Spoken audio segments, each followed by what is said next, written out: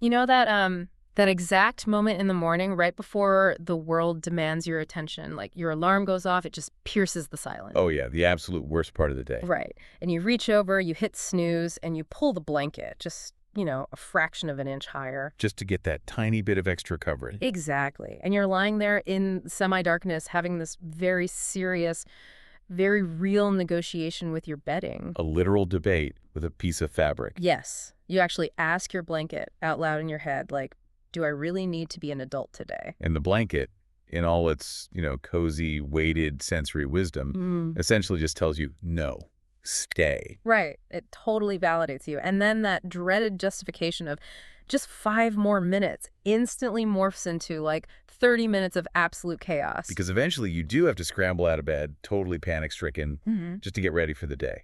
It's just the universal morning struggle.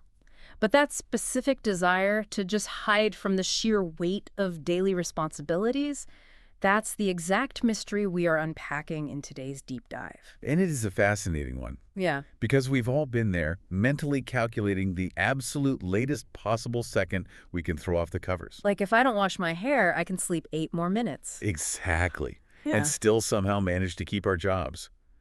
But that physical weight of the blanket, that deep reluctance to face the day, it isn't just about being tired. No, it's way deeper than that, right? Yeah, it's a biological and psychological protest against the cognitive load of adulthood.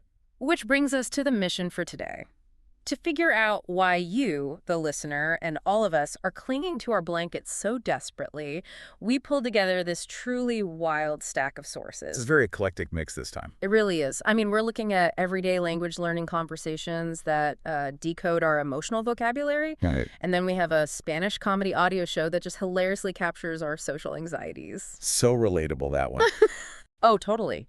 And then, remarkably, a highly detailed Arabic economic report dissecting global travel trends for 2026. Which, on the surface, you might look at that stack of sources and think someone just, threw darts at a board of random topics. Sounds totally disconnected. It does. Yeah. But the thematic overlap is actually striking. When you start to peel back the layers, you realize that our morning struggles, our most embarrassing public disasters in coffee shops, and the strategic decisions driving a multi-billion-dollar international travel industry. They all orbit the exact same psychological center of gravity. Exactly. They all revolve around our complex relationship with memory, the heavy pull of nostalgia, and this deeply human, sometimes desperate desire to escape the endless friction of adult life.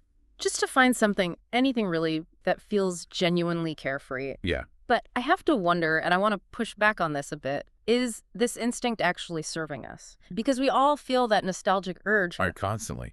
That powerful desire to wrap ourselves in the warm, fuzzy blanket of the past, but is constantly looking backward a trap.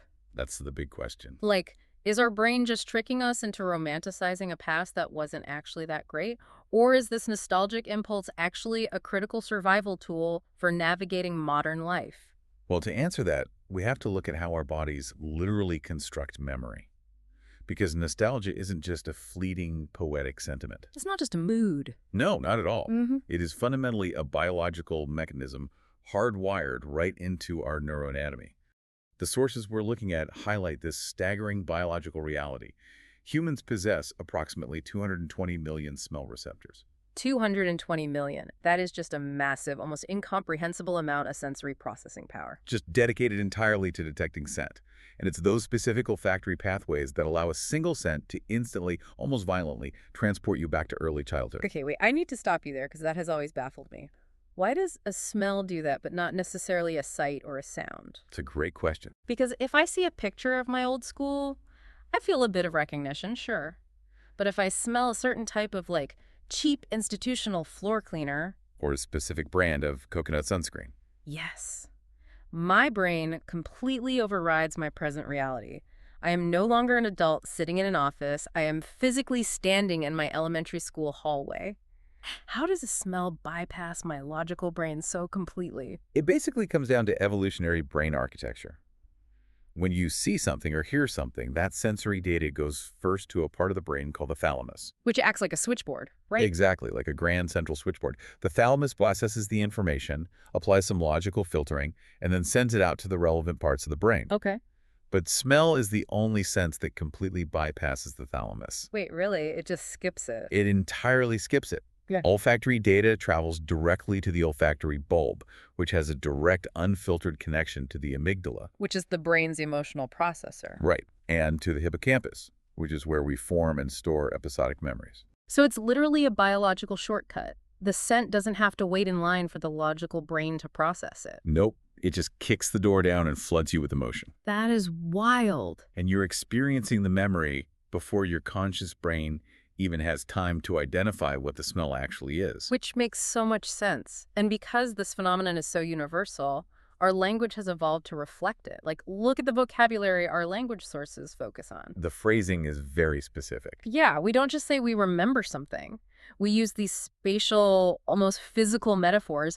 We say a smell or a song takes me back. Takes me back, exactly. Like when you're driving, scanning the radio, and a specific pop song from 10 years ago comes on, you don't just recall the melody. No, it literally takes you back to your freshman year of college. Yes. You feel the exact anxiety of your first exams, the thrill of your first apartment, the precise emotional texture of who you were at 18. You were instantly transported. It's basically time travel. It is. And we lean into this collectively, too. Like, look at the entire cultural phenomenon of Throwback Thursday or, hashtag TBT across every social media platform. Well, it's huge. We didn't just casually adopt that. We literally designated a specific day of the week to collectively, globally long for the past. We scheduled our nostalgia. And when you dive into the concrete examples provided in our texts, the sensory details of these transported memories are incredibly vivid. They really paint a picture. There's this one specific narrative in the language sources about the dramatic contrast of changing childhood environments. Mm-hmm.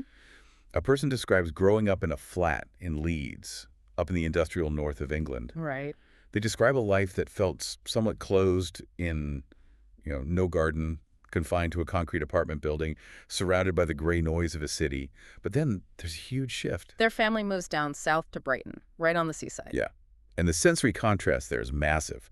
They trade a claustrophobic concrete flat for the vast open expanse of the beach as their backyard. But what's fascinating to me is what the mind chooses to hold on to. Like, the memory that sticks with them isn't the stress of moving. Or the logistical nightmare their parents were definitely going through. Right. The anchor memory is this incredibly vivid, multisensory experience of eating candy floss on the Brighton Pier at age 10 for the very first time. The smell of the sponge sugar. Yes, the stickiness on their fingers, the sound of the ocean waves crashing against the wooden pylons of the pier. It's an immersive recording. Another really powerful example from our stack of sources is the construction of a childhood treehouse. Oh, I loved that one. The memory doesn't start with the finished product. It starts with the raw materials. The child remembers going to the hardware store with their dad and the distinct, sharp smell of fresh-cut pine wood. Which is such a specific smell. Exactly. And they remember the acoustic landscape of the memory, the rhythmic, echoing sound of a hammer hitting nails over the course of 2 long, hot summer weekends. And then the ultimate psychological payoff. Climbing that small, unsteady wooden ladder into a simple, bare structure. And feeling, in their own words, like a queen in a castle. A queen in a castle. Yeah. Sitting up in the branches, probably eating stolen kitchen snacks and reading books. A total escape. It's that profound feeling of being completely untouched by the world below. Like you are elevated above the ground, above the rules, above time itself. And that elevation represents a highly specific state of being. The language sources use a very particular word to define this. Carefree. Carefree. Yeah. These memories aren't just about having fun. They represent an existence completely devoid of context. You had 0 responsibilities. There were no utility bills arriving in the mail. No career anxiety keeping you awake at 3 a.m. No complex interpersonal office politics to navigate. Right, like getting an ice cream cone on a Tuesday wasn't just a casual incidental purchase. It was a monumental, day-defining event. It required negotiation, travel, and absolute focus. Whereas now, as an adult, buying ice cream is often just an act of emotional triage. That's a painfully accurate way to put it. It's true. It's something you throw in your grocery cart while stressing about inflation, and you just eat it alone in front of the glow of a television screen simply to decompress from the sheer friction of the day. The ice cream is exactly the same, but the psychological context of the joy has been entirely hollowed out. Which is why we curate our childhood memories so aggressively, I think. We're filtering out the boring, mundane reality of being a child. Because being a child is often super boring and frustrating. Oh, definitely. So instead, we latch onto the rituals and surprises that constructed our sense of safety. So we are essentially acting as the museum curators of our own past. Exactly. We put these specific magical artifacts on display in our minds. And the ultimate artifact, like the holy grail of childhood surprises in our sources, is the snow day. Oh, the snow day. It is a masterpiece of childhood emotion. You wake up and before you even open your eyes, you sense that something is different. There is that specific, heavy, absolute acoustic dampening. Yes. A silence that only happens when a thick, white blanket of snow covers the entire world outside your window. The physical environment has been altered overnight, completely without your knowledge, which just feels like magic. It really does. You look out the window, you hear the radio announcer say your school is canceled, and the sheer euphoria is intoxicating. The day is suddenly yours.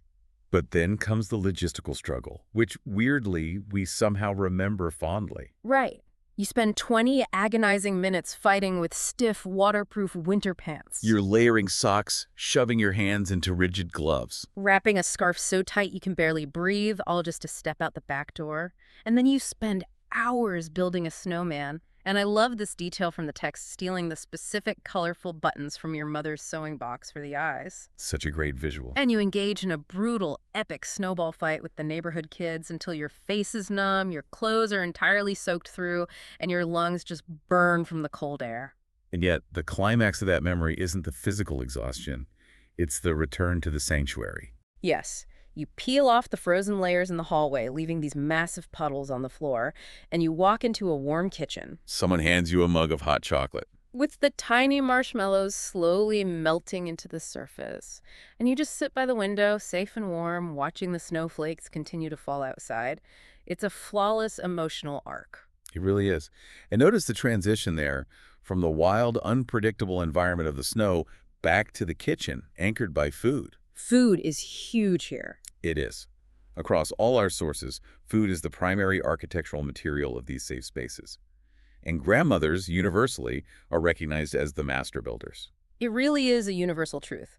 Grandmothers possess a culinary magic that defies logic. We have this incredibly tactile memory from the texts about a child making homemade chocolate chip cookies on Sundays. Oh yeah, the child is too short to reach the kitchen counter. So the grandmother pulls up a wooden dining chair. And the kid is standing on this chair, gripping the edge of the counter, just aggressively mixing the heavy flour and the hard chocolate chips with a wooden spoon. While the oven preheats, and the entire house begins to smell like melting butter and warm sugar. Such a strong sensory anchor.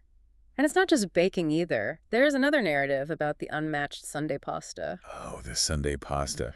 A grandmother who would spend hours simmering a sauce that literally no one else in the family could ever quite replicate. Never.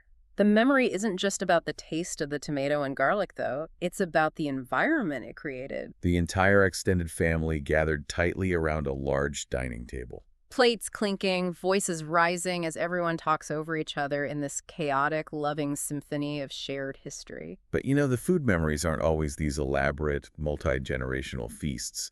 Sometimes the most powerful anchors are the simplest, most rigid routines. Like the ritual of the Friday pizza night detailed in our sources. Yes, that one. And what I love about the story is the specificity. The father doesn't just pick up the phone and order a delivery pizza. No, he makes a point to go out and buy the raw dough from a local bakery. He brings it home, and the kitchen basically becomes an assembly line. The family rolls out the dough, applies the rich tomato sauce, and then heaps on the extra cheese.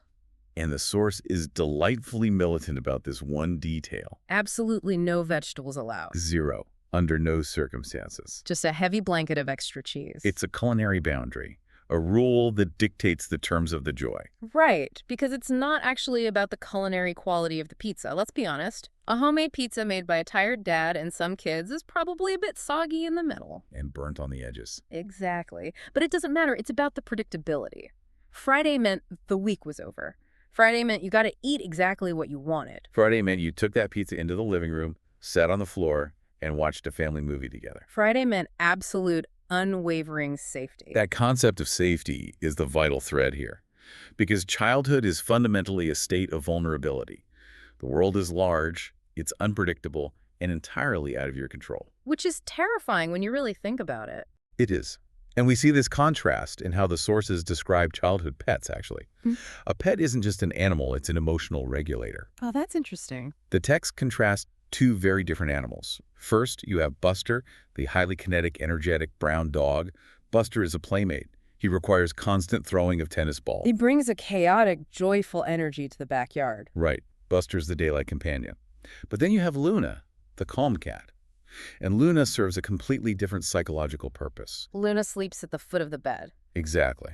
When the house is dark and quiet, Luna provides a deep, rhythmic purr. She is grounding energy. Which is absolutely essential because the dark is where childhood vulnerability is most acute. The sources really delve into childhood fears, like the absolute terror of what might be lurking in the shadows of a bedroom. The monsters under the bed. It is a primal fear. And how do we combat it?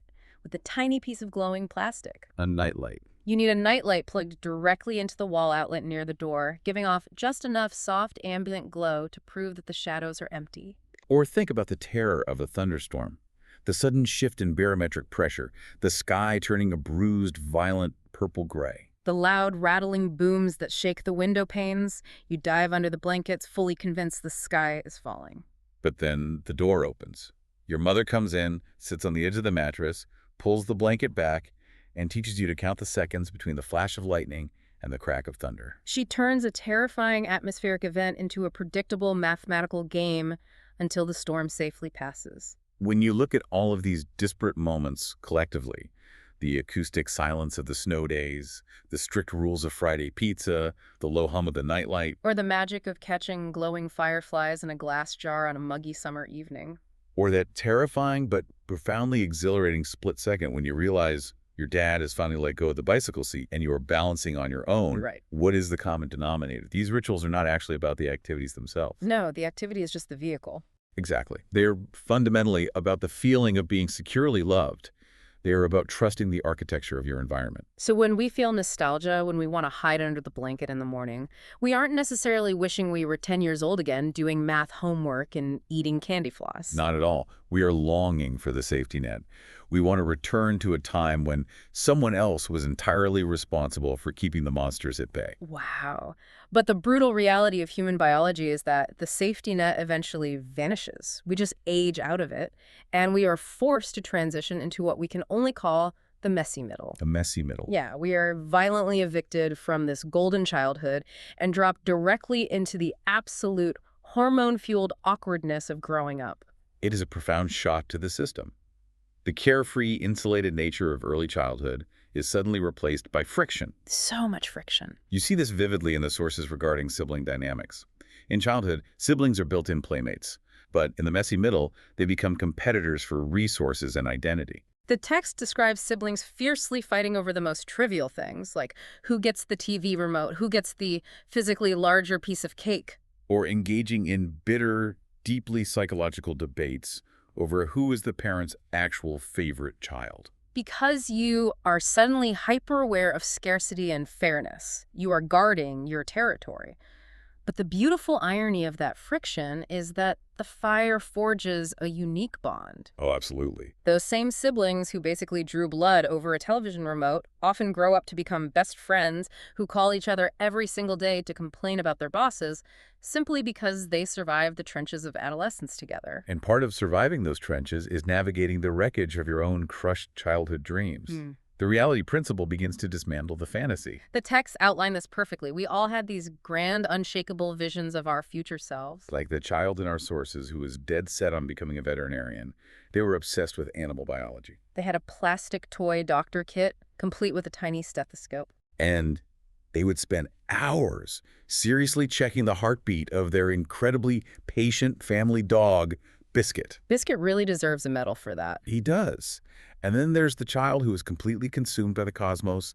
They had their bedroom walls plastered with NASA posters. They memorized the names of Jupiter's moons. They read books about rocket propulsion.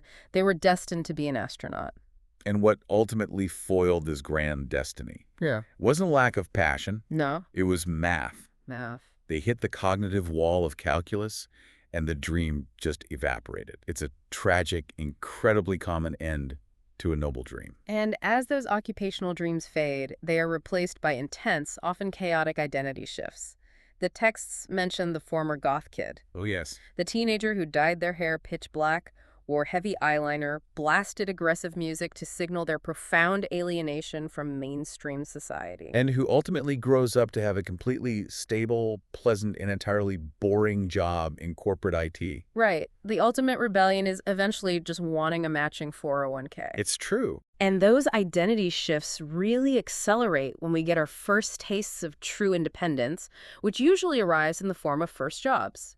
And let me tell you, first jobs are the universe's way of dumping a bucket of ice water on your head. They strip away the illusions of adult life very quickly. They really do. Look at the 16-year-old minimum wage pizza shop worker detailed in the sources.